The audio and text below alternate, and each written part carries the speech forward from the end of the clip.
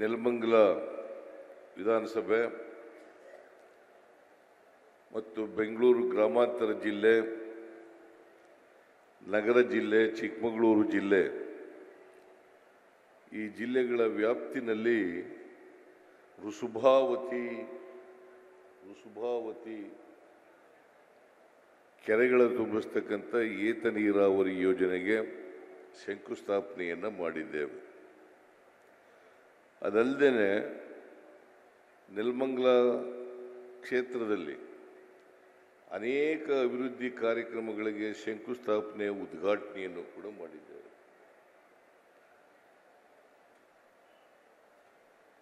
ನಾನು ಮತ್ತು ಇತರ ಎಲ್ಲ ಡಿ ಕೆ ಶಿವಕುಮಾರ್ ಆದಿಯಾಗಿ ಎಲ್ಲ ಸಚಿವರು ಕೂಡ ಈ ಕಾರ್ಯಕ್ರಮದ ಉದ್ಘಾಟನೆಯನ್ನು ಅತ್ಯಂತ ಸಂತೋಷದಿಂದ ನೆರವೇರಿಸಿದ್ದೇವೆ. ಮತ್ತು ನಿಮ್ಮೆಲ್ಲರಿಗೂ ಕೂಡ ಶುಭವನ್ನು ಕೋರಿದ್ದೇವೆ.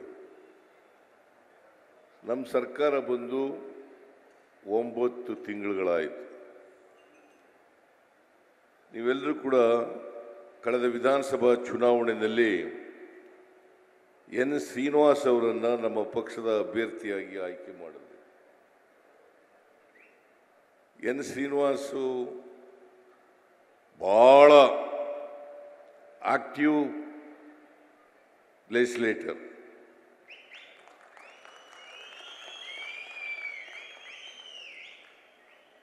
ಆಮೇಲೆ ಹಿಡಿದ ಕೆಲಸ ಬಿಡಲ್ಲ. ಯಾವಾಗಲೂ ಕೂಡ ನನ್ನನ್ನು ಭೇಟಿ ಮಾಡಿದಾಗ ಹೆಚ್ಚು ಕಡಿಮೆ ಒಂದು 100 ಸಾರಿ ಭೇಟಿ ಮಾಡಿರ್ಬೋದು ಅಂತ ಅಂದ್ಕೊಂಡಿದ್ದೀನಿ ನಾನು. ಅಲ್ಲ, ಬರೀ ನೆಲಮಂಗಲ ತಾಲೂಕಿನ ಅಭಿವೃದ್ಧಿ ಬಗ್ಗೆನೇ ಹೆಚ್ಚು ಮಾತಾಡೋದು. ನಾವು ಇವತ್ತು ಈ ಏತ ನೀರಾವರಿ ಇದೆಯಲ್ಲ, ಉಸ್ಬೇಂದ್ರ ಏತ ನೀರಾವರಿ ಅಪ್ರೂವಲ್ ಮಾಡೋದು ನಾವು ಅಧಿಕಾರಕ್ಕೆ ಬಂದು 1 ತಿಂಗಳಲ್ಲಿ ಅಂತಕ್ಕಂಥದ್ದನ್ನು ತಮಗೆ ತಿಳಿಸಲಿಕ್ಕೆ ಬಯಸ್ತಾರೆ. ಜೂನ್ ತಿಂಗಳಲ್ಲಿ ನಾವು ಮೇ 20ನೇ ತಾರೀಕು ಪ್ರಮಾಣ ವಚನ ಸ್ವೀಕಾರ ಮಾಡೋದು, ಅಧಿಕಾರಕ್ಕೆ ಬಂದು ಜೂನ್ ತಿಂಗಳಲ್ಲಿ ಈ ಕೆಲಸಕ್ಕೆ ಮಂಜೂರಾತಿಯನ್ನು ಕೊಟ್ಟು ಒಟ್ಟು 3 ಹಂತದಲ್ಲಿ ಈ ಋಷಭಾವತಿ ಏತ ನೀರಾವರಿ ಯೋಜನೆ ಆಗುತ್ತೆ. ಮೊದಲನೇ ಹಂತದಲ್ಲಿ 1,000ಕ್ಕೂ ಹೆಚ್ಚು ಕೋಟಿ ರೂಪಾಯಿಗಳು, 1,000ಕ್ಕೂ ಹೆಚ್ಚು ಕೋಟಿ ರೂಪಾಯಿಗಳ ಸುಮಾರು 70 ಕೆರೆಗಳನ್ನು ತುಂಬಿಸ್ತಕ್ಕಂಥ ಯೋಜನೆ. ನಿಮಗೆಲ್ಲ ಜ್ಞಾಪಕ ಇರಬೇಕು,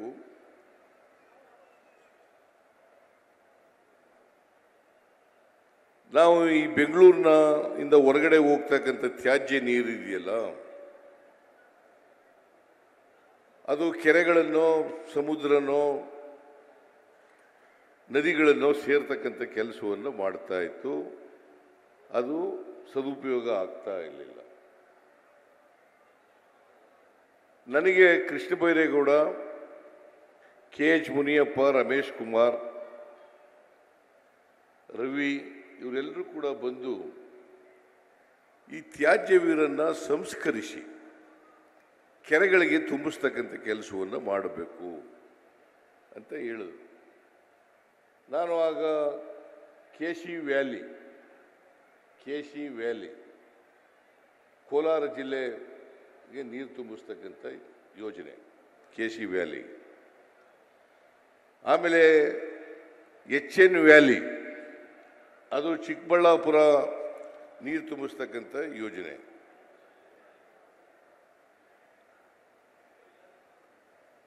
ಆಮೇಲೆ ಈಗ ಋಷಭಾವತಿ ಯೋಜನೆ ಇದು ಬೆಂಗಳೂರು ಗ್ರಾಮಾಂತರ, ತುಮಕೂರು ಮತ್ತು ಚಿಕ್ಕಬಳ್ಳಾಪುರ.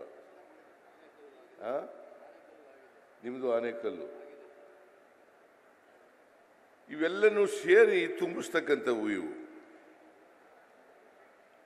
ಯಾವ ನೀರು ತ್ಯಾಜ್ಯ ನೀರು ಅದು ಉಪಯೋಗ ಆಗ್ತಾ ಇರಲಿಲ್ವೋ ಆ ನೀರನ್ನು ಸಂಸ್ಕರಣೆ ಮಾಡಿ ಸಂಸ್ಕರಣ ಮಾಡಿ ಆ ನೀರಿನಿಂದ ಕೆರೆಗಳನ್ನು ತುಂಬಿಸ್ತಕ್ಕಂಥ ಕೆಲಸವನ್ನು ಮಾಡ್ತಾ ಇದೆ. ಹಿಂದೆ ಯಾವ ಸರ್ಕಾರನೂ ಕೂಡ ಮಾಡಿರಲಿಲ್ಲ. ಇದಕ್ಕೆ ಸುಮಾರು KC ವ್ಯಾಲಿ, HN ವ್ಯಾಲಿ ಈ ಎರಡು ಪ್ರಾಜೆಕ್ಟ್ಗಳಿಗೆ ಸುಮಾರು 3,000 ಕೋಟಿ ರೂಪಾಯಿಗಳನ್ನು ಖರ್ಚು ಮಾಡ್ತಾ ಇದ್ದೀವಿ. KC ವ್ಯಾಲಿ ಮತ್ತು HN ವ್ಯಾಲಿ ಈ ಎರಡು ವ್ಯಾಲಿಗಳಿಗೆ ಸುಮಾರು 3,000 ಕೋಟಿ ರೂಪಾಯಿಗಳನ್ನು ಖರ್ಚು ಮಾಡ್ತಾ ಇದ್ದೀವಿ. ಆಮೇಲೆ ಈಗ 2,240 ಕೋಟಿ ರೂಪಾಯಿಗಳನ್ನು ಖರ್ಚು ಮಾಡಿ 3,000 ಪ್ಲಸ್ 2,240 ಕೋಟಿ. ಹಿಂದೆ ಯಾವ ಸರ್ಕಾರ ಮಾಡಿತ್ತಾ? ಇಂದಿನ BJP ಸರ್ಕಾರ ಮಾಡಿತ್ತಾ? ಅದಕ್ಕಿಂತ ಹಿಂದಿನ ಸರ್ಕಾರ ಮಾಡಿತ್ತಾ? ಮಾಡಿರಲಿಲ್ಲ. ಇವತ್ತು ನೀವೆಲ್ಲ ಹೋಗಿ ಕೋಲಾರಕ್ಕೆ ಹೋಗಿ ನೋಡಬೇಕು. 1,000 ಅಡಿ 1,200 ಅಡಿ ಬೋರ್ವೆಲ್ಗಳು ತೋಡಿದ್ರೆ ಅಷ್ಟು ಹಾಳಾಗಿ ಹೋಗ್ಬೇಕಾಗಿತ್ತು. ಇವತ್ತು KC ವ್ಯಾಲಿ ಮಾಡದ್ರಿಂದ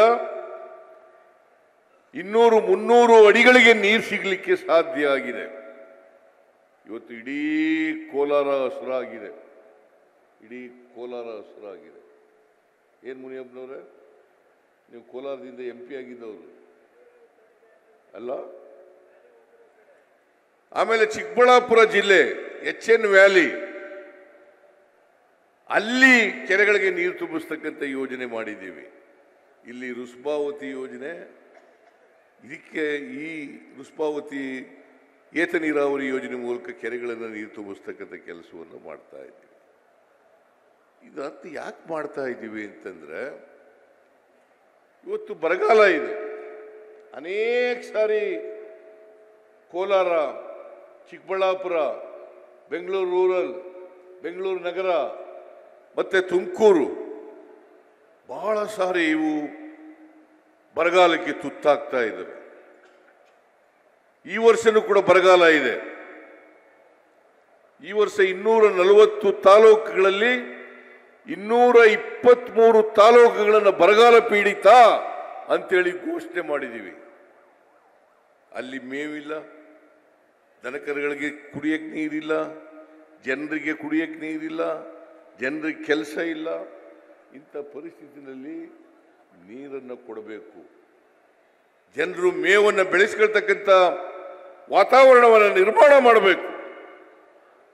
ಜನಗಳಿಗೆ ಕೆಲಸ ಕೊಡಬೇಕು. ಈ ಕಾರಣಕ್ಕೋಸ್ಕರ ಇಲ್ಲಿ ಬಹಳ ಪ್ರಮುಖವಾದಂಥ ನದಿಗಳು ಯಾವ ಕೂಡ ಇಲ್ಲಿ ಹರಿತಾ ಇಲ್ಲ.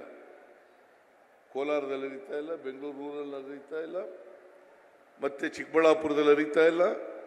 ಸಣ್ಣ ಸಣ್ಣ ನದಿಗಳಿರ್ಬೋದು, ಆದರೆ ದೊಡ್ಡ ನದಿಗಳು ಯಾವ ನದಿಗಳು ಕೂಡ ಇಲ್ಲಿ ಇದೆಯಲ್ಲ, ಇಲ್ಲಿ ಅಣೆಕಟ್ಟನ್ನು ಕಟ್ಟಲಿಕ್ಕೆ ಸಾಧ್ಯ ಆಗಲ್ಲ. ಆ ಕಾರಣದಿಂದ ತ್ಯಾಜ್ಯ ನೀರನ್ನು ಪರಿಷ್ಕರಣ ಮಾಡಿ ಶುದ್ಧೀಕರಿಸಿ ಆ ನೀರನ್ನು ಕೆರೆಗಳಿಗೆ ತುಂಬಿಸ್ತಕ್ಕಂಥ ಕೆಲಸವನ್ನು ಮಾಡ್ತಾ ಇದ್ದೀವಿ. ಇದರಿಂದ ಅಂತರ್ಜಲ ಮೇಲಕ್ಕೆ ಬರ್ತದೆ. ಅಂತರ್ಜಲ ನೀರು ಮೇಲಕ್ಕೆ ಬರ್ತದೆ, ದನಕರುಗಳಿಗೆ ನೀರು ಸಿಗುತ್ತೆ, ಮತ್ತೆ ಬೆಳೆ ಬೆಳೀಲಿಕ್ಕೆ ಅನುಕೂಲ ಆಗ್ತದೆ. ಬೋರ್ವೆಲ್ಗಳನ್ನು ತೋಡಿಸಿ ಅಲ್ಲಿ ರೈತರು horticulture crops, agricultural crops, sericulture ಇವೆಲ್ಲನೂ ಕೂಡ ಮಾಡಲಿಕ್ಕೆ ಸಾಧ್ಯ ಆಗ್ತದೆ. ಇದ್ರ ಜೊತೆಗೆ ದನಕರುಗಳು ಅನ್ನೋದು ಹೆಚ್ಚು ಹೆಚ್ಚು ನಾವು ಮೇವು ಕೊಡೋದ್ರಿಂದ, ಹಸಿರು ಮಾಡೋದ್ರಿಂದ ನಾವು ಹಾಲು ಉತ್ಪಾದನೆಯನ್ನು ಕೂಡ ಹೆಚ್ಚು ಮಾಡಲಿಕ್ಕೆ ಸಾಧ್ಯ ಆಗ್ತದೆ.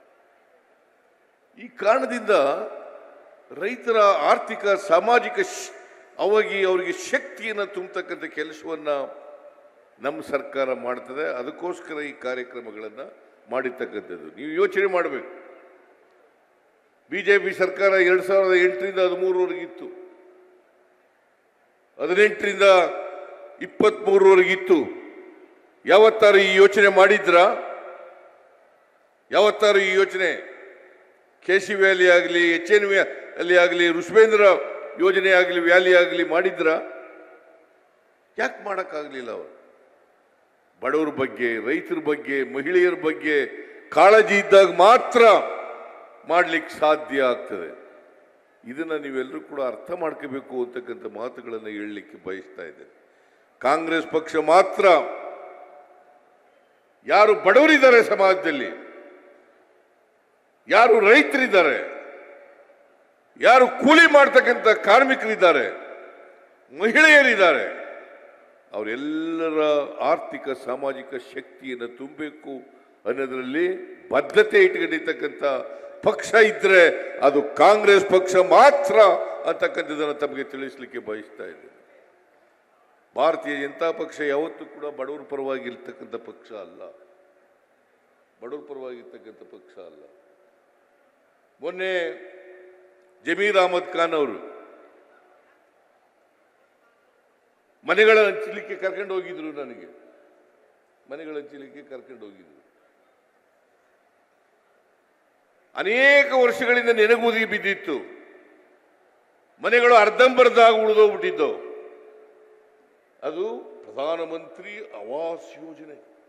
ಪ್ರಧಾನಮಂತ್ರಿ ಆವಾಸ್ ಯೋಜನೆ ಸರ್ವರಿಗೂ ಸೂರು ಕೊಡೋದೆಷ್ಟಪ್ಪ ಅಂತಂದ್ರೆ 1.5 ಲಕ್ಷ. 1.5 ಲಕ್ಷ ಅದು ಕೊಳಗೇರಿ ನಿವಾಸಿಗಳಿಗೆ. ಒಟ್ಟು ಮನೆ ಕಟ್ಟಲಿಕ್ಕೆ 7.5 ಲಕ್ಷ. 7.5 ಲಕ್ಷ. ಇನ್ನು ಉಳಿದದನ್ನ ರಾಜ್ಯ ಸರ್ಕಾರ 1,20,000. ಇನ್ನು ಉಳಿದದನ್ನ ಫಲಾನುಭವಿಗಳು ಕೊಡಬೇಕಾಗಿತ್ತು. ಆಮೇಲೆ GST ಮೂಲಕ ವಾಪಸ್ ತಗೊಳ್ಳೋದು 1,38,000. 1.5 ಲಕ್ಷ ಕೊಟ್ಬಿಟ್ಟು 1,38,000 ವಾಪಸ್ ತಗೊಳ್ಳೋದು. ಆದರೆ ಹೆಸರು ಮಾತ್ರ ಪ್ರಧಾನಮಂತ್ರಿ ಆವಾಸ್ ಯೋಜನೆ.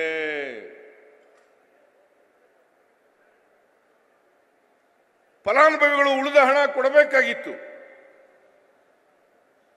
ಜಮೀರ್ ಅಹಮದ್ ಖಾನ್ ಬಂದು ಹೇಳಿದ್ರು ನನಗೆ, ಫಲಾನುಭವಿಗಳು ಕೊಳಗೇರಿಯಲ್ಲಿ ವಾಸ ಮಾಡ್ತಕ್ಕಂಥ ಜನರ ಹತ್ರ ದುಡ್ಡಿಲ್ಲ, 4 ಲಕ್ಷ 5 ಲಕ್ಷ ಕೊಡಕ್ಕಾಗಲ್ಲ, ಏನಾದರೂ ಮಾಡಿ ಸರ್ಕಾರ ಸಹಾಯ ಮಾಡಬೇಕು ಅಂತ ನನ್ನಲ್ಲಿ ಮನವಿಯನ್ನು ಮಾಡಿದ್ರು. ನಾನು ಕೂಡಲೇ ಸ್ಪಂದಿಸಿ 1 ಲಕ್ಷ ರೂಪಾಯಿ ಫಲಾನುಭವಿಗಳಿಂದ ವಸೂಲು ಮಾಡಿ, ಇನ್ನು ಉಳಿದ ದುಡ್ಡನ್ನ ರಾಜ್ಯ ಸರ್ಕಾರ ಕೊಡ್ತದೆ ಅಂತೇಳಿ 3 ರಿಂದ 4 ಲಕ್ಷ ರೂಪಾಯಿಗಳನ್ನ ರಾಜ್ಯ ಸರ್ಕಾರ ಬಡವರಿಗೆ ಕೊಟ್ಟು ಅವತ್ತು 2-3 ದಿನ ಆಯಿತು. 36,789 ಮನೆಗಳನ್ನು ಹಂಚಿಕೆ ಮಾಡಿದ್ರು. ಇಡೀ ರಾಜ್ಯದಲ್ಲಿ ಹಂಚಿಕೆ ಮಾಡಿದ್ರು. 36,789 ಮನೆಗಳು ಈ ಕೊಳಗೇರಿ ನಿವಾಸಿಗಳಿಗೆ 1,80,000 ಮನೆಗಳನ್ನ ಘೋಷಣೆ ಮಾಡಿದ್ದಾರೆ. ಈ 1,80,000 ಮನೆಗಳು ವಿವಿಧ ಹಂತದಲ್ಲಿದ್ದಾವೆ. ಜೂನ್ನಲ್ಲಿ ಇನ್ನೂ 48,000 ಫಲಾನುಭವಿಗಳಿಗೆ ಮನೆಗಳನ್ನು ಕೊಡ್ತೇವೆ ಅಂತೇಳಿ ಜಮೀರ್ ಖಾನ್ ಹೇಳ್ತಾ ಇದ್ದಾರೆ. ನಾನು ಯಾಕೆ ಈ ಮಾತನ್ನು ಪ್ರಸ್ತಾಪ ಮಾಡ್ತಾ ಇದ್ದೀನಿ ಅಂದರೆ, ಬಡವರಿಗೆ ಮನೆ ಕೊಡ್ಲಿಕ್ಕಾಗಲಿಲ್ಲ. ಹೆಸರು ಮಾತ್ರ ಪ್ರಧಾನಮಂತ್ರಿ ಆವಾಸ್. ಇದರಿಂದ ಮನೆ ಕಟ್ಕೊಡಕ್ಕಾಗುತ್ತಾ? ಬಡವರಿಗೆ ಸೂರು ಕೊಡಕ್ಕಾಗುತ್ತಾ? ಹೆಸರು ಮಾತ್ರ ಸರ್ವರಿಗೂ ಸೂರು, ಸರ್ವರಿಗೂ ಸೂರು. ಅವ್ರು ಕೊಡೋದು ಬರೀ 12,000 ರೂಪಾಯಿ ಮಾತ್ರ. 1.5 ಲಕ್ಷದಲ್ಲಿ 1,38,000 GST ತೆರಿಗೆ ವಸೂಲು ಮಾಡ್ಕೊಬಿಡ್ತಾರೆ. ಹೀಗೆ ಬಡವರಿಗೆ ಯಾವತ್ತೂ ಕೂಡ ಭಾರತೀಯ ಜನತಾ ಪಕ್ಷದ ಸರ್ಕಾರ ಸಹಾಯ ಮಾಡಿಲ್ಲ. ನಾವು ಹಿಂದೆ ಅಧಿಕಾರದಲ್ಲಿದ್ದಾಗ 2013ರಿಂದ 2018 ಇದ್ದಾಗ 165 ಭರವಸೆಗಳನ್ನ ಕೊಟ್ಟಿದ್ದು.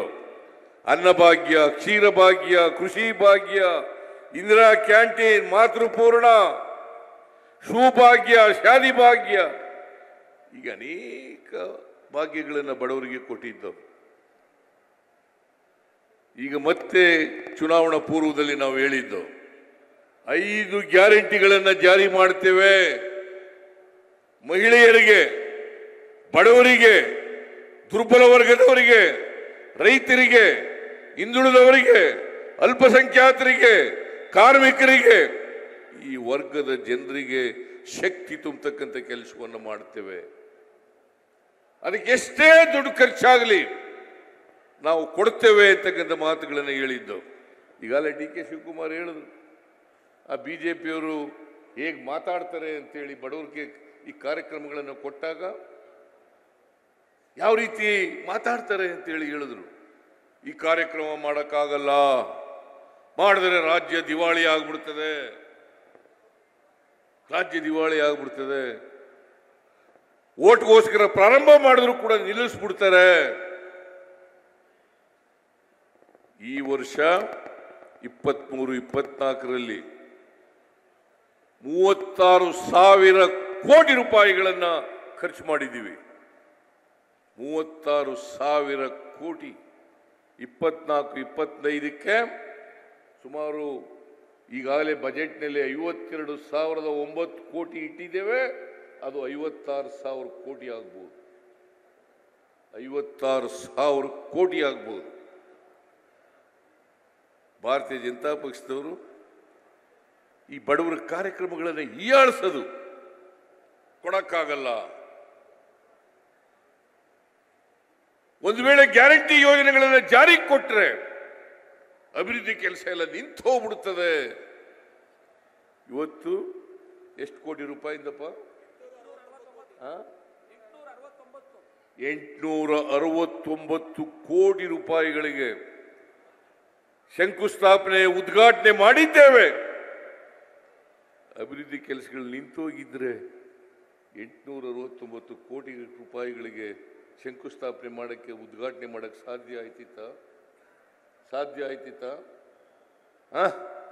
869 ಕೋಟಿ ಬರೀ ನೆಲಮಂಗಲ ಒಂದೇ ಒಂದು ವಿಧಾನಸಭಾ ಕ್ಷೇತ್ರದಲ್ಲಿ 869 ಕೋಟಿ. ಇದು ಒಂದು ಐತಿಹಾಸಿಕವಾದದ್ದು. 869 ಶಂಕುಸ್ಥಾಪನೆ. ಬಂದು MLA ಆಗಿ ಎಷ್ಟು ದಿನ ಆಯ್ತು? 9 ತಿಂಗಳು. 9 ತಿಂಗಳಲ್ಲಿ 869 ಕೋಟಿ ರೂಪಾಯಿಗಳ ಶಂಕುಸ್ಥಾಪನೆ ಮಾಡಿಸ್ತಾ ಇದ್ದಾರಲ್ಲ. ಇವರು ಶ್ರೀನಿವಾಸ್ ಪರ್ಮನೆಂಟ್ MLA ಆಗಿರ್ಬೇಕಾಗ್ತದೆ ಈ ಕ್ಷೇತ್ರದಲ್ಲಿ. ಪರ್ಮನೆಂಟ್ ಶಾಸಕರಾಗಿರ್ಬೇಕಾಗ್ತದೆ. ಬಹುಶಃ ಅವರು ನಡವಳಿಕೆ ನೋಡಿದ್ರೆ ಪರ್ಮನೆಂಟ್ ಆಗಿರ್ತಾರೆ ಅಂತಕ್ಕಂಥ ನಂಬಿಕೆ ಬಂದಿದೆ ನನಗೆ. ಪರ್ಮನೆಂಟ್ ಎಷ್ಟು ಸೋಮಶೇಖರ ನೀ ತಯಾರು ಮಾಡಿರೋನು.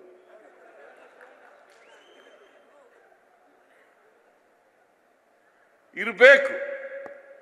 ಯಾರೇ MLA ಜನಪರವಾಗಿರ್ಬೇಕು, ಜನರ ಸೇವೆಯನ್ನು ಮಾಡಬೇಕು, ಕ್ಷೇತ್ರದ ಅಭಿವೃದ್ಧಿಯನ್ನು ಮಾಡಬೇಕು. ಕೇವಲ ಮೋಜಿಗೋಸ್ಕರ, ದುಡ್ಡುಗೋಸ್ಕರ ಶಾಸಕರಾಗೋದಲ್ಲ. ಎನ್ ಶ್ರೀನಿವಾಸ್ ಅವರು ಒಂದು ಸಾಮಾನ್ಯ ಕುಟುಂಬದಿಂದ ಬಂದವರಾಗಿದ್ದು ಜನಪರವಾದಂಥ ಕಾಳಜಿಯನ್ನು ಇಟ್ಕೊಂಡು ಇವತ್ತು ಕೆಲಸ ಮಾಡ್ತಾ ಇದ್ದಾರೆ. ನಾವು ಕೂಡ ಸರ್ಕಾರ ಎಲ್ಲ ರೀತಿಯ ಸಹಾಯವನ್ನ, ಬೆಂಬಲವನ್ನ ಕೊಡ್ತಾ ಇದ್ದೀವಿ. 5 ಗ್ಯಾರಂಟಿಗಳು ಈಗಾಗಲೇ ಜಾರಿಯಾಗಿದ್ದಾವೆ. ಶಕ್ತಿ ಯೋಜನೆ, ಗೃಹ ಜ್ಯೋತಿ, ಗೃಹಲಕ್ಷ್ಮಿ, ಅನ್ನಭಾಗ್ಯ, ಯುವ ನಿಧಿ ಜಾರಿಯಾಗಿದ್ದಾವೆ. ಜಾರಿಯಾಗಿದ್ದಾವೆ ಇಲ್ವೇನ್ರಿ? ಹೆಣ್ಮಕ್ಳೆಲ್ಲ ಹೊರಟೋಗಿದ್ದಾರೆ. ಏನು ಊಟ ಸಮಯನ? ಏನು ಯಾಕೆ ಹೋದ್ರು? ಎಲ್ಲ ಮಧ್ಯದಲ್ಲೆಲ್ಲ ಖಾಲಿ ಮಾಡ್ಕೊಂಡು ಹೊರಟೋಗಿದ್ದಾರೆ. ಹಿಂದ್ಗಡೆ ಸ್ವಲ್ಪ ಇದ್ದಾರೆ, ಮುಂದ್ಗಡೆ ಇದ್ದಾರೆ. ಏನಪ್ಪ ಶ್ರೀನಿವಾಸ?